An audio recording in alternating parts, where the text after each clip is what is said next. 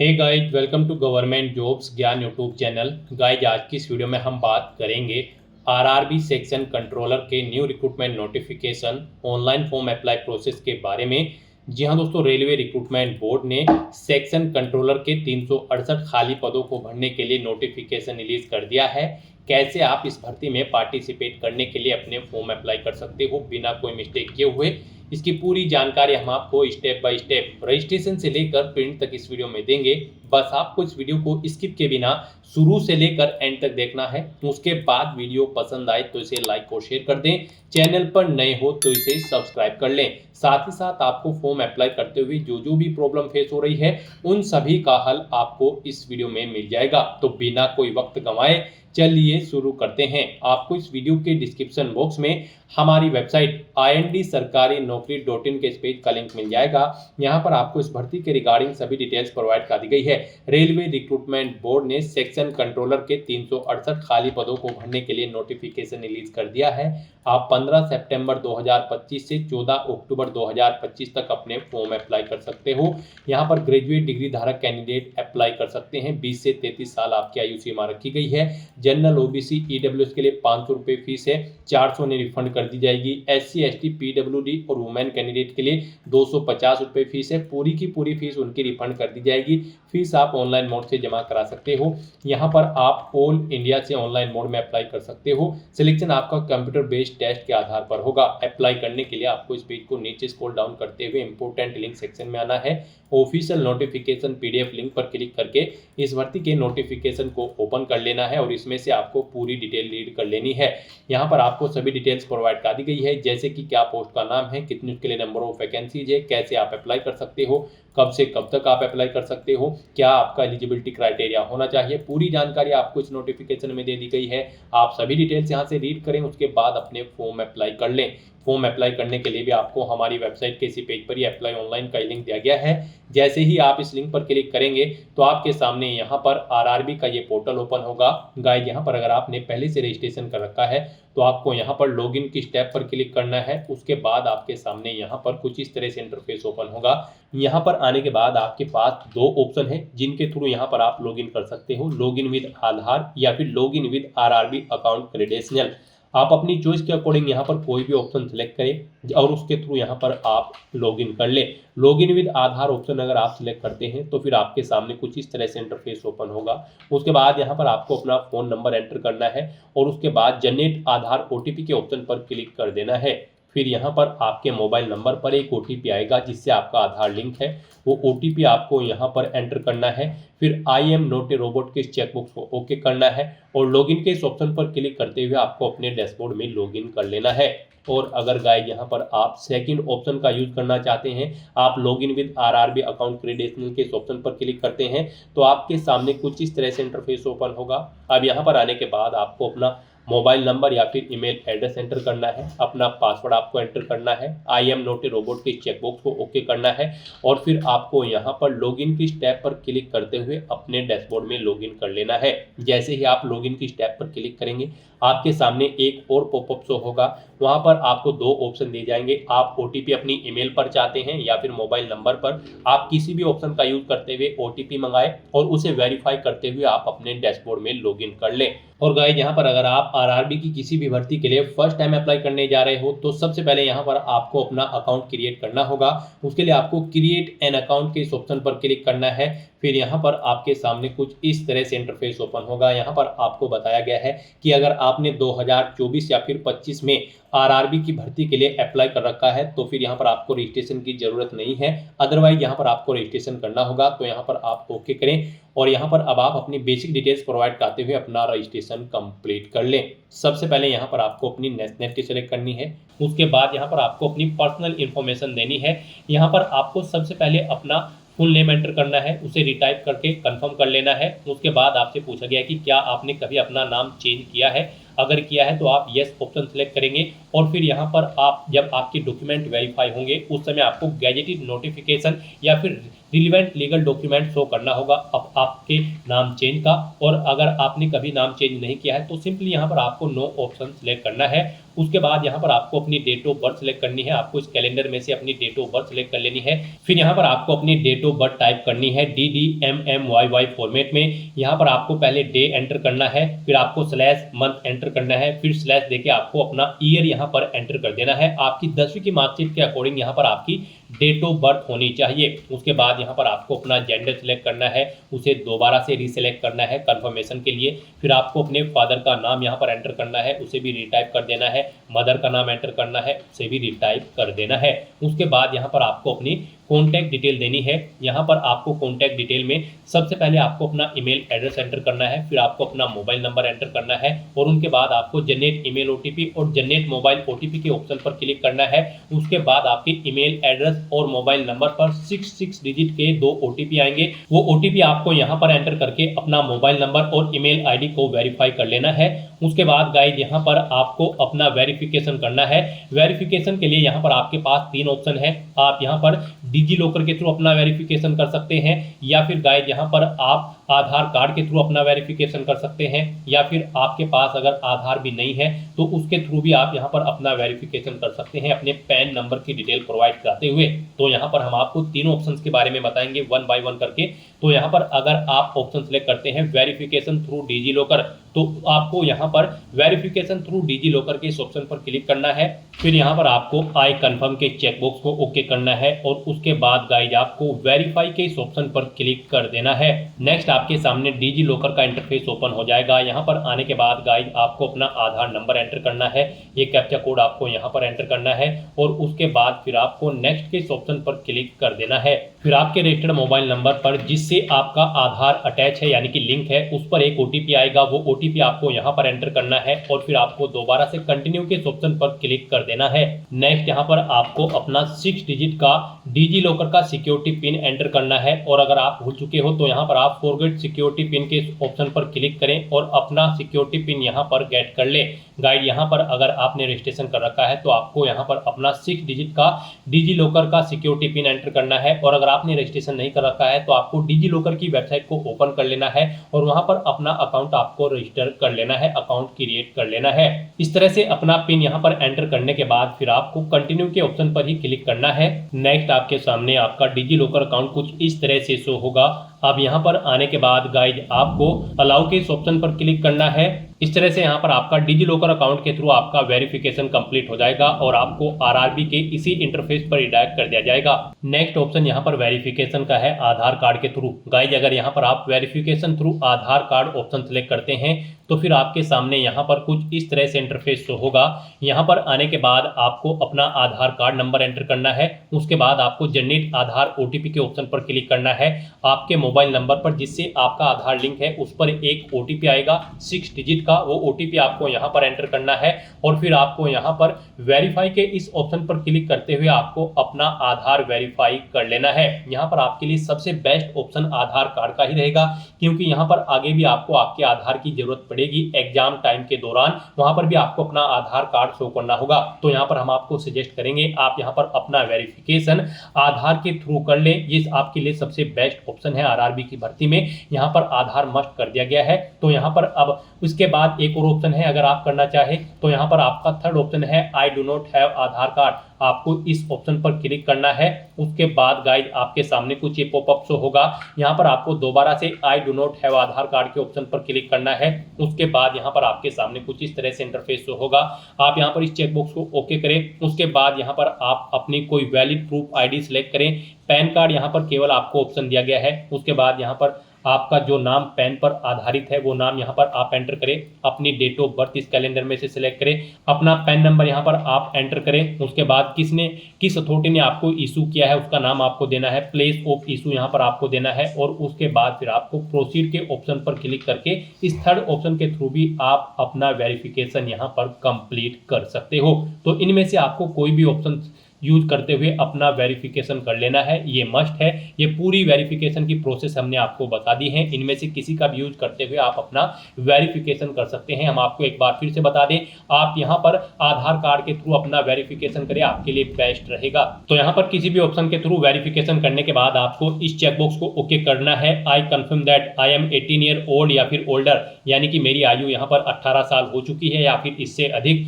आपको इस चेकबॉक्स को ओके करना है। ये डिटेल आप यहाँ पर इस पर क्लिक करके सुन भी सकते हो। और फिर गाइस यहाँ पर आपको अपना पासवर्ड क्रिएट करना है। यहाँ पर आपका पासवर्ड अल्फा न्यूमेरिक फॉर्मेट में होना चाहिए। मींस आपके पासवर्ड में एक अपर केस कैरेक्टर, एक लोअर केस कैरेक्टर, एक इंटीजर नंबर और एक स्पेशल कैरेक्टर जैसे कि @ हैश या फिर डॉलर होना चाहिए। तो इस फॉर्मेट में आपको अपना पासवर्ड क्रिएट करना है। ये एग्जांपल हमने आपको दिखाया है। वही पासवर्ड आपको यहाँ पर कंफर्म पासवर्ड फील्ड में एंटर करना है। I am not a robot के इस चेकबॉक्स को ओके करना है। और फिर गाइस आपको यहाँ पर preview and create an account के इस ऑप्शन पर क्लिक करके अपना अकाउंट क्रिएट कर लेना है। अपना रजिस्ट्रेशन कंप्लीट करने के बाद आपको अपने अकाउंट में लॉगिन करना है। उसके लिए आपको रेलवे की इस वेबसाइट पर आकर लॉगिन की इस टैब पर क्लिक करना है। उसके बाद आपके सामने यहाँ पर कुछ इस तरह से इंटरफेस ओपन होगा। अब यहाँ पर आप इनमें से किसी भी ऑप्शन का यूज करते हुए अपने अकाउंट में लॉगिन कर सकते हो। आप यहाँ पर लॉगिन विद आधार या फिर login with RRB account credential किसी भी ऑप्शन का यूज करते हुए लॉगिन कर सकते हो। तो यहाँ पर आप किसी भी ऑप्शन का यूज करते हुए लॉगिन करें। अगर आप यहाँ पर सेकंड ऑप्शन का यूज करते हो तो आपके सामने कुछ इस तरह से इंटरफेस ओपन होगा। अब यहाँ पर आने के बाद आपको अपना मोबाइल नंबर या फिर ईमेल एड्रेस एंटर करना है। अपना पासवर्ड आपको एंटर करना है। I am not a robot के चेकबॉक्स को ओके करना है और फिर आपको लॉगिन के इस ऑप्शन पर क्लिक कर देना है। फिर आपके सामने यहाँ पर 2 फैक्टर ऑथेंटिकेशन मोड ओपन होगा। यहाँ पर आपको अपना अकाउंट वेरीफाई करते हुए लॉगिन करना होगा। यहाँ पर आप OTP मंगा सकते हैं अपनी ईमेल आईडी पर या फिर फ़ोन नंबर पर। इनमें से आप किसी भी लिंक पर क्लिक करें, सेंड OTP टू ईमेल या फिर सेंड OTP टू फ़ोन। उसके बाद आपकी ईमेल आईडी या फ़ोन नंबर पर एक OTP आएगा। वो OTP आपको यहाँ पर एंटर करना है और उसके बाद आपको लॉगिन की स्टेप पर क्लिक करते हुए अपने डैशबोर्ड में लॉगिन कर लेना है। लॉगिन करने के बाद आपके सामने आपका डैशबोर्ड कुछ इस तरह से शो होगा। यहाँ पर आपको कुछ जनरल इंस्ट्रक्शंस प्रोवाइड कराए गए हैं। आपको इन्हें केयरफुली रीड आउट कर लेना है फॉर्म अप्लाई करने से पहले। और गाइस यहाँ पर अगर आप अपने रजिस्ट्रेशन में कुछ चेंज आउट करना चाहते हैं तो यहाँ पर आपको मॉडिफाई रजिस्ट्रेशन डिटेल का ऑप्शन प्रोवाइड कराया गया है। आप अपने रजिस्ट्रेशन में कुछ डिटेल्स मॉडिफाई कर सकते हैं। और यहाँ पर फॉर्म अप्लाई करने के लिए गाइस अब आपको ऑनलाइन एप्लीकेशन की स्टेप पर क्लिक करना है। नेक्स्ट आपके सामने कुछ इस तरह से इंटरफेस शो होगा। यहाँ पर आरआरबी की करंट में जितनी भी भर्तियां चल रही हैं वो यहाँ पर आपको सभी शो कर दी गई है। यहाँ पर आपको आरआरबी सेक्शन कंट्रोलर के इस सेक्शन में आना है।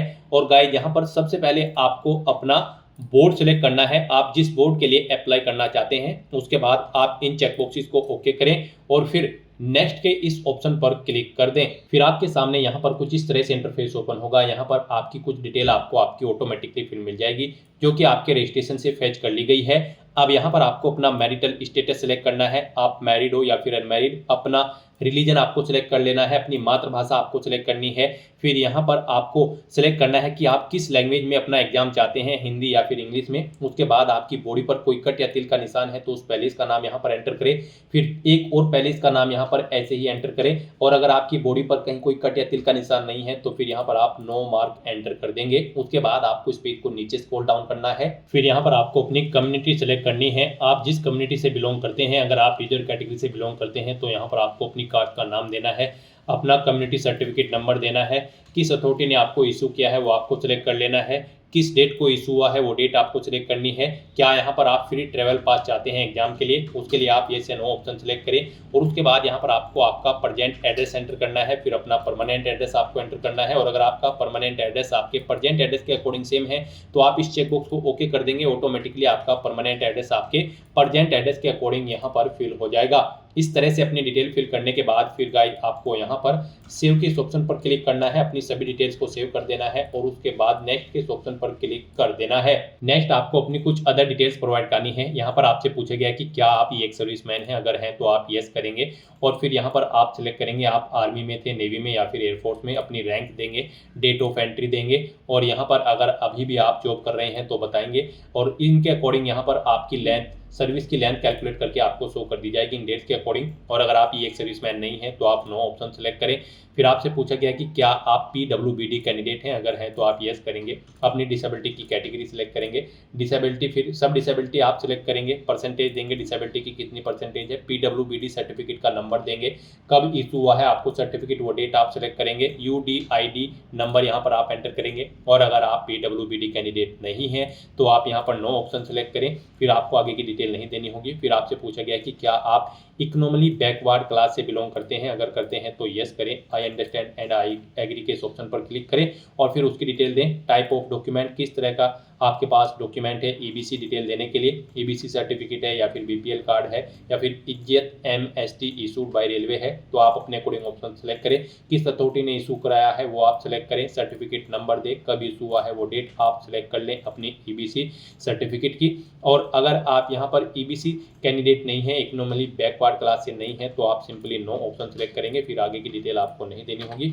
उसके बाद यहाँ पर आपसे पूछा गया है कि क्या आप यहाँ पर रेलवे में सर्विस करते हैं, अगर करते हैं तो यस करें। और फिर यहाँ पर आपको बताना है कि क्या आपने NOC ले रखी है कंट्रोलिंग ऑफिसर से, यस या नो ऑप्शन सेलेक्ट करें। अपनी कैटेगरी सेलेक्ट करें, किस कैटेगरी में आप कार्यरत हैं, place of working they, zone select करें किस जोन में आप कार्यरत हैं। और अगर नहीं आप सर्विस करते हैं तो फिर यहाँ पर आपको सिंपली नो ऑप्शन सेलेक्ट करना है। फिर आगे की डिटेल आपको नहीं देनी होगी। और फिर उसके बाद आपसे पूछा गया कि क्या आप रेलवे के अलावा किसी और सेक्टर में कार्यरत हैं, सेंट्रल गवर्नमेंट में, स्टेट गवर्नमेंट में या फिर पब्लिक सेक्टर अंडरटेकिंग्स में, अगर हैं तो ऑप्शन सेलेक्ट करें।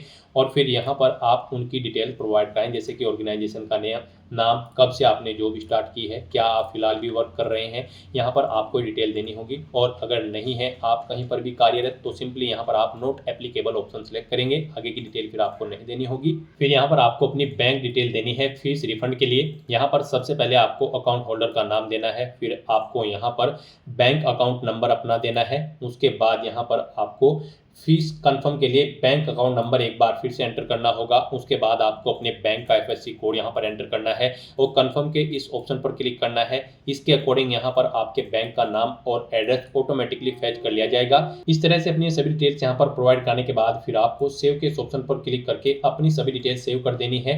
और उसके बाद गाइज आपको नेक्स्ट के इस ऑप्शन पर क्लिक कर देना है। नेक्स्ट यहाँ पर आपको अपनी एजुकेशनल क्वालिफिकेशन की डिटेल प्रोवाइड करनी है। सेक्शन कंट्रोलर की इस पोस्ट पर अप्लाई करने के लिए आपके पास ग्रेजुएट डिग्री होनी जरूरी है, किसी भी रिलेवेंट डिसिप्लिन के अंतर्गत या फिर इसकी इक्विवेलेंट क्वालिफिकेशन आपकी होनी चाहिए।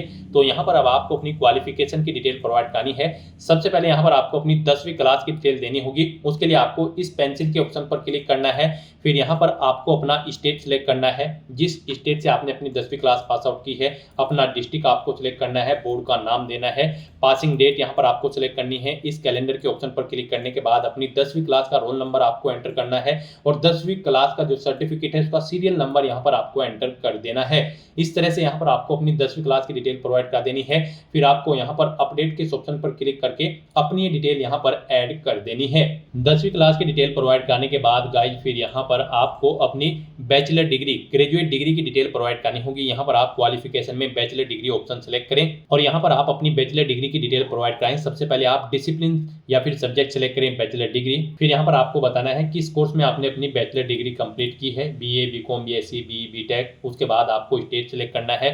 फिर उसके अकॉर्डिंग आपको यहाँ पर डिस्ट्रिक्ट सेलेक्ट करना है, कॉलेज का नाम या फिर यूनिवर्सिटी का नाम देना है जिससे आपने अपनी बैचलर डिग्री कंप्लीट की है। पासिंग डेट यहाँ पर आपको सिलेक्ट कर लेनी है। इस तरह से अपनी ग्रेजुएशन की डिटेल यहाँ पर प्रोवाइड करने के बाद फिर आपको ऐड के इस ऑप्शन पर क्लिक करके अपनी ये डिटेल ऐड कर देनी है और उसके बाद फिर आपको यहाँ पर नेक्स्ट के इस ऑप्शन पर क्लिक कर देना है।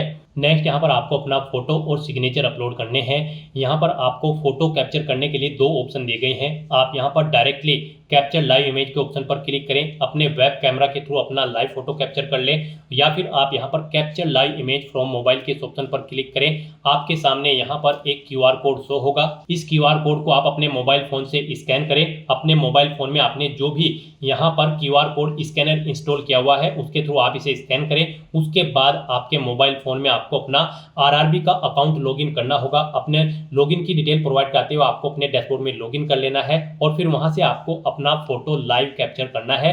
फोटो कैप्चर करते समय आपको अपना फेस सर्कल में प्रॉपर वे में लाना है और अपनी आंखों को 2 या 3 बार ब्लिंक करना है। उसके बाद यहाँ पर आपका लाइव फोटो कैप्चर हो जाएगा आपके मोबाइल फोन से। यहाँ पर फोटो कैप्चर करते समय आपको कुछ जनरल इंस्ट्रक्शंस दिए गए हैं, आपको इन्हें रीड आउट कर लेना है। फोटो कैप्चर करते समय आपको सफेद कपड़े नहीं पहनने हैं और जिस स्थान पर आप अपना फोटो कैप्चर करेंगे वहां पर प्रॉपर वे में लाइट होनी चाहिए और प्लेन बैकग्राउंड उस स्थान का होना चाहिए। और यहाँ पर आपको बिल्कुल सीधा कैमरे की तरफ देखना है और आपको यहाँ पर फोटो कैप्चर करते समय अपने सर पर कोई टोपी या फिर कैप नहीं पहननी है, ना आपको अपने चेहरे पर कोई मास्क लगाना है और ना ही आपको अपने आंखों पर कोई चश्मा यहाँ पर पहनना है। तो यहाँ पर आपको कुछ इन इंस्ट्रक्शंस को ध्यान में रखते हुए अपना लाइव फोटो कैप्चर कर लेना है। दोस्तों, मोबाइल से लाइव फोटो कैप्चर करने के लिए सबसे पहले आपको अपने फोन में QR code scanner application open करनी होगी। उसके बाद में आपको ये बार कोड यहाँ पर स्कैन कर लेना होगा। उसके बाद में आपको इस लिंक पर क्लिक करना होगा। उसके बाद यहाँ पर आने के बाद में आपको RRB अकाउंट के अंतर्गत अपने डैशबोर्ड में लॉगिन करना होगा।